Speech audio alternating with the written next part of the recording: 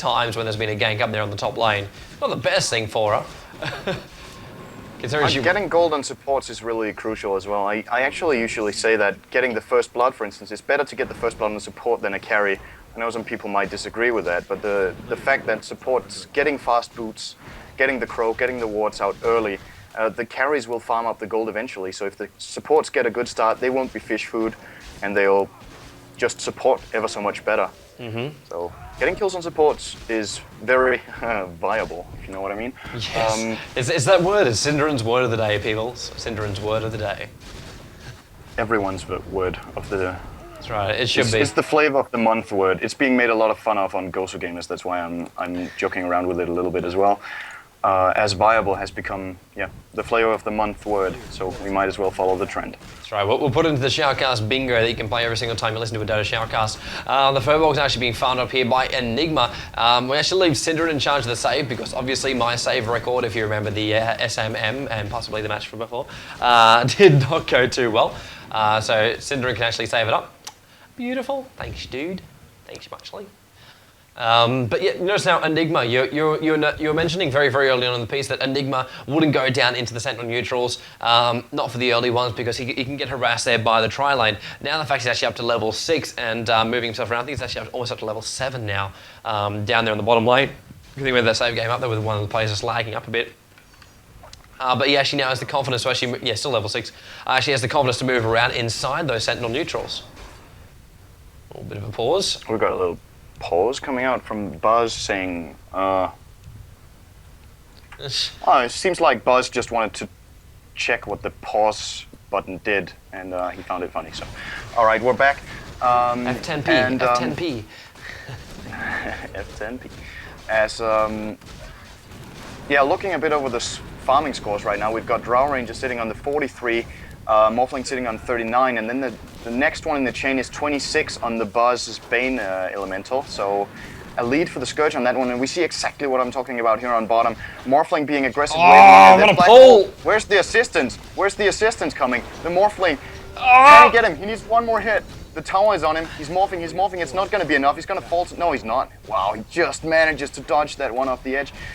Top's being pushed as well. Wow, Enigma tried to go for it. Now the splash is going to come out. Venomancer, silence goes off. He thinks he's just going to kill VS. In fact, will kill VS. Go Mickey. Restoration now coming in from the Jester. Bouncing Sun goes through. What a turnaround coming through. Venomancer goes down. It doesn't matter if you lose Enigma. Double kill up there on the top lane for Mickey. Sublime coming through as our Crystal Maiden picking up the third and last.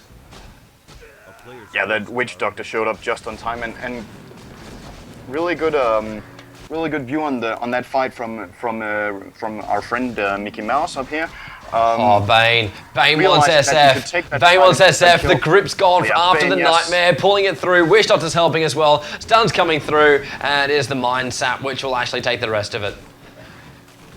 Yeah, so far a really good play from GC. They're up 7-2. The only really sad thing that happened for them was that black hole down on bottom. Boat held that Morphling in place for so long and no TP support came in.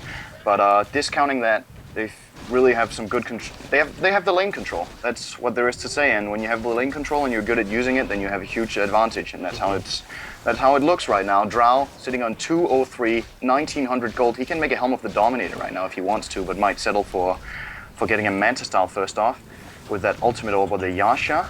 And Bane Elemental, Bane Elemental level 8, just on level 7, that damage output. He can kill any Sentinel hero. And something we didn't mention yet is how interesting that grip will be against the Morphling later on, which might be the thought behind even picking that Bane Elemental, as action is up top. Witch Doctor gets the cask off. It does bounce between the heroes once. I don't think they'll be able to catch up right here, as the Sentinel heroes quickly got out of that one. And Crystal Maiden intimidating them a little bit, forcing a Plague Ward to come out here. Oh, that's a little bit of a puny defense, but might as well throw it up there. It's actually been quite funny. I think Mickey's literally been farming those wards non-stop. It's a good thing to actually use them to actually push and hold the defense, but they are worth money, and Gosu is actually literally just throwing it towards that Drow Ranger. Good thing Synderen on the save game again. He's fast on those fingers.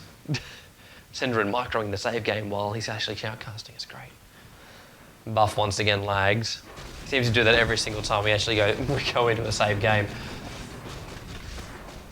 Yeah. Okay. So the callers have actually got very, very risky net. So we're going to save a hell of a lot just to make sure that nothing goes wrong. Syndra being in charge of that one. Top lane actually going off once again. Frost Nova going off. The bouncing stun, not enough, but there is a Malix on top of Ghost here trying to pull himself back. Splash goes off as Witch Doctor can't get close enough, and Sublime still on the chase now. Actually locks Coco inside a Frost Cone. Will end up falling himself back. Support is coming through. VS are going to look for the stun.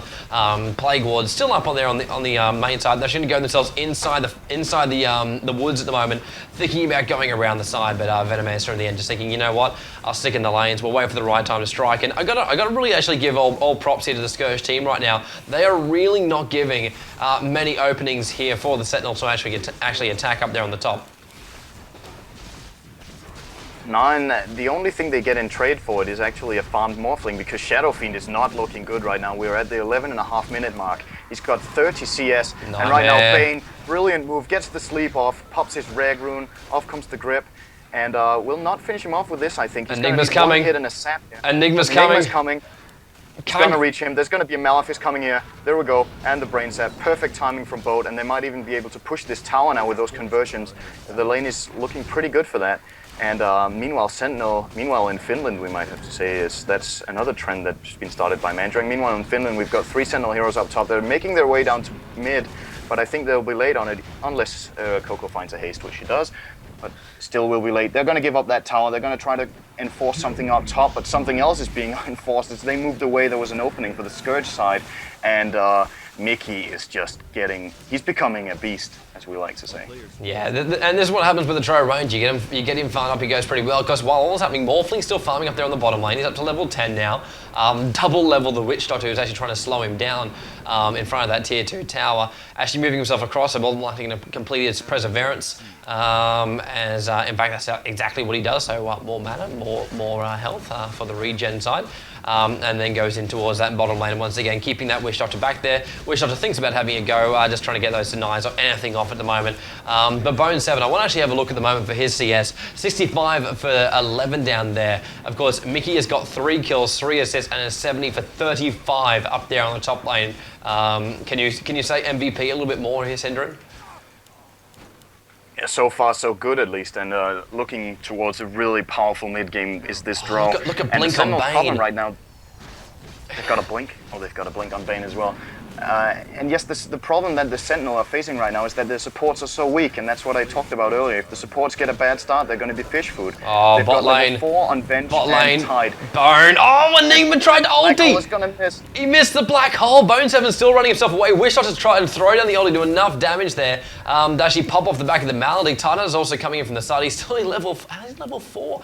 Level 4 Tidehunter can't pop off his ulti, but Boat now getting waved over the top. Restoration is up.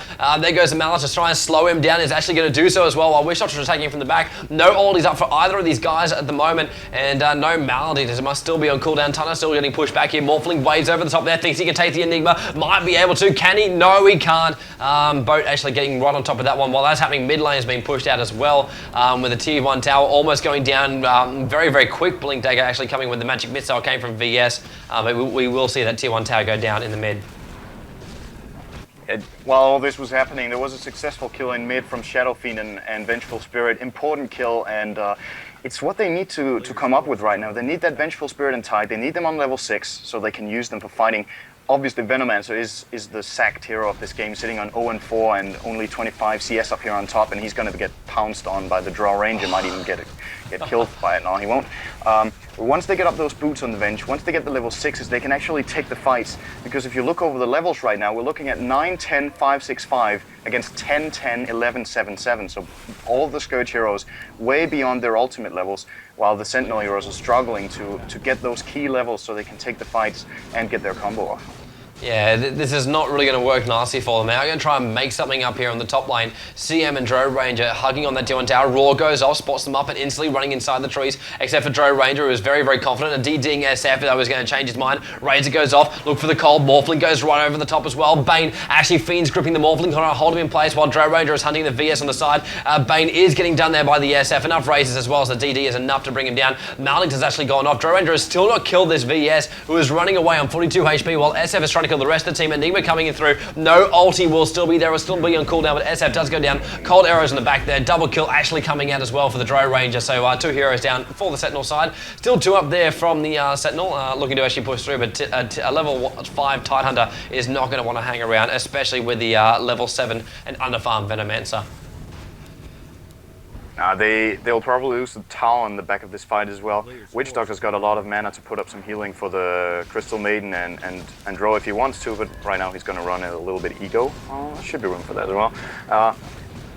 And Enigma, would you look at that? He's hit a level 12 right now, and Black Hole's not ready though. 40 seconds for that one, but they'll definitely get this tier 1 up top. The question is if they can push this through and try to go for more.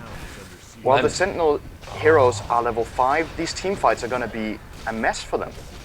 Yeah, it definitely will be. It's like there's so much. Oh, SF tries to come through. I think he went for his ulti, but it wasn't enough. There's enough damage and stun holding him in place. Ravage Titan finally hits level 6. It's not enough to actually kill anyone just yet. In fact, he's now going to die himself, but there's enough DPS and heal coming through from this Scourge side. They take the 2, and now the question is going to be removed here, center, and they can easily push this tier 2 tower. Enigma conversions now popping off, and even on low HP, there's still enough. In fact, Dro Ranger being Intimidation, pushing back that Venomancer, and those Plague Wards are just money for the Scourge. Push through the tier 2 tower, and they should be able to actually bring it down right now. I don't know if they can actually initiate here. I think the biggest loss was the fact that, oh, what a blink and sleep, and Mind Sap as well. Gosu takes a very, very fast fall. Raw comes in from VS from the side. Not going to be enough. They'll push this tier 2 tower down very, very easily. In fact, VS actually going to come a little bit closer towards that tower. Probably just going to go for the denying. Not going to be enough, and Boat actually walks away with the last hit in that one, and he has enough money for a blink dagger too. TP is going towards the bottom lane to actually stop the Morphling from pushing out here. Dro Ranger on the back of that one. Morphling will fall back. But wow, what a push up there on the top lane. 4 to 15. Heroes going down. They claim the tier 2 tower, and a blink on the back of it.